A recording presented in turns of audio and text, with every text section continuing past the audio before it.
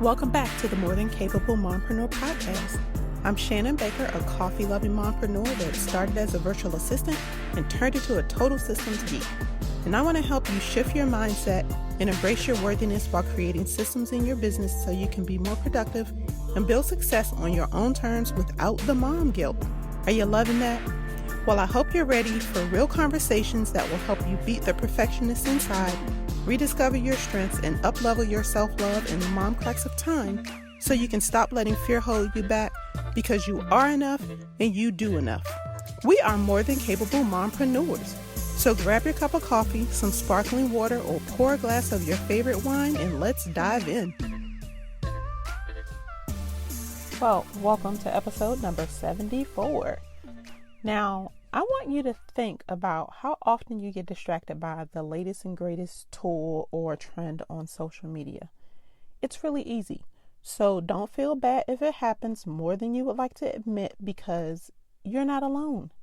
I see this quite frequently, and honestly, I've had the same problem in my journey, and I still have to be very conscious about the choices that I make so that I don't fall back into my bad habits. Now, if you're wondering how I do that, then this episode is just what you need because I'm going to tell you my not so much of a secret. Today, we're going to talk about how you can avoid those shiny new objects. Now, let me give you an idea of all the things or some of the things that I'm talking about. I'm talking about all the things that distract you from being productive. It can be a new tool that you see someone using that you admire, social media in general, because we can easily get caught up in watching reels or scrolling through the feed on all the different platforms, or even just listening into different rooms on Clubhouse. There's so many different options, so many different things that we can do that we literally lose track of time. There's also online courses, free trainings, challenges. The list goes on and on, right? The point is that we can spend a lot of time doing all these things that don't move our business forward. Now, there are going to be an infinite number of things that are going to come up in your business journey. So let me be honest and tell you that the distractions are not going to go away. But the thing about all of this is you need to determine if it's something that you really need to grow your business or if it's just another new thing. But in order for you to determine whether or not it's beneficial for your business, it has to be introduced or pursued at the right time. And you have to have the resources available in order for it to work to your benefit. Now, how will you know when that time is right? Well, I'm going to be transparent and say that one of the biggest things, especially if you're just starting your business, is that you want to generate income. Or if you've been in business for a while and you're not generating the income that you want, you can quite easily get distracted because you think it's the solution to your problem. Why? Because you don't have a strategic plan in place, which is the key to you being focused and more productive. Now, to create a strategic plan, you have to analyze your business to determine where you are and where you want to go. This detailed plan outlines your mission, your vision, your values, your long-term goals, your short-term goals, and you have to have an action plan that's going to help you reach those goals. This plan is key to your success because it helps you evaluate opportunities and deal with challenges as they come, because you are going to have them. But when you don't have a strategic plan, you get easily distracted because, let's face it, trying something new is fun and exciting. But sticking to a plan when things are difficult or not quite going the way that you want, that's not really fun at all. So before you try one more thing, I want you to follow this simple 5-step process to help you create your strategic plan so that you can start to build momentum in your business over the next 90 days and start reaching your goals so that you can end the year strong.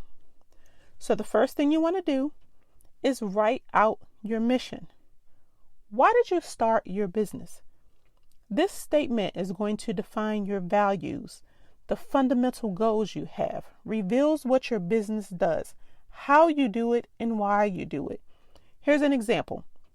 Starbucks' mission statement is to inspire and nurture the human spirit, one person, one cup, and one neighborhood at a time.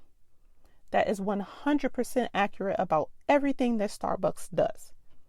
So your mission statement actually shapes the decisions you make in your business every single day.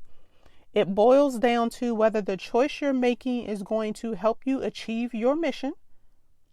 Is it even aligned with your values?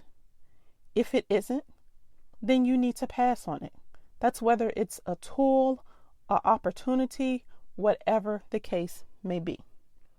Then once you have your mission statement, you need to do number 2, write out your vision. This helps you prepare for tomorrow, so you have to be specific. You need to specify what you're going to accomplish and by when. So if everything went according to your strategic plan over the next year, the next 3 years, the next 5 years, what does your business look like? What does your life look like? What kind of successes do you have? Where do you want to be? What kind of team do you have if you want to build one? What are you offering? What kind of revenue are you generating? Spend time defining that vision. Here are some examples. Let's say your goal for the remainder of this year is these 2 goals, and they're related to each other. Increasing your brand awareness and increasing your email subscribers by 20%. So you have those goals in mind. Now what do? Well, now you need to write out some data to determine how you're going to achieve these goals. Think about what resources this is going to require. How many hours do you have to focus on marketing your business online? Which platforms? Look at the return you will get on your investment, meaning how long is it going to take for you to recoup the cost, time, and energy that you're going to have to put into achieving these goals. By gathering this data in advance, you have the information you need to create a step-by-step plan to reach your goal. That's your objective.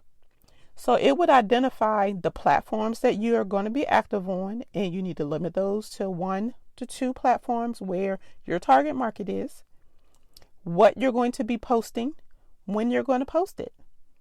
Do you need a new lead magnet to increase those email subscribers, or can you refresh one that you already have? Those are some of the things that you would need to consider in order for you to reach your goals. Then once you have your goals and your objectives written out, think back again. Imagine what your life will be like when you achieve these goals. And notice I said when, not if. The next thing you need to do is assess your business operations. You know I was going to put systems in here somewhere. So no matter what your goals are and no matter how good your plan is, if you do not have systems in place in your business, you're not going to be able to achieve sustainable growth, if you even have any at all. So you really, and I emphasize the word really, need to audit your back office and get processes documented and incorporate some automation. Now, there are 6 core systems that every business needs to have to achieve sustainable growth. And I've talked about them in other episodes. But specifically, you can go back and listen to episodes 62 and 72, and then listen to episode 14, where I talk about the top 5 tools I can't run my business without. Now, if you want help auditing your back office, I've made it easy for you. Grab a copy of my DIY back office assessment. There are worksheets that are going to help you identify the gaps in your current business operations, and you can complete it in 15 minutes or less. You also get a 15-minute call with me so we can discuss your results and map out a quick action plan for you to achieve the goal that you've set. And it's usually $27. But being that you're a savvy CEO who listens to my podcast, I have a special offer for you. When you grab your copy, enter the code SAVVY LISTENER, that's SAVVY listener, one word, to get $10 off the assessment cost. A link to that is going to be in the show notes. The next thing you need to do is get feedback. If you've gone through steps 1 through 4, then I want you to take that plan and share it with your mentor, a coach, biz bestie, someone else other than you. Ask them for their opinion. Give them the facts, a picture of the impact that your strategic plan will have if you actually work it and reach your goals. Now, if you're looking for a group of like-minded women in business that you can talk shop and life with, then feel free to join my Facebook group, The More Than Capable Mompreneur. Of course, goes with the podcast.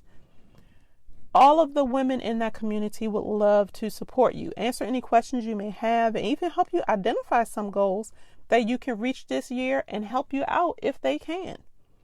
I brainstorm with the ladies in my community. I bounce ideas off of them. That helps me get clarity.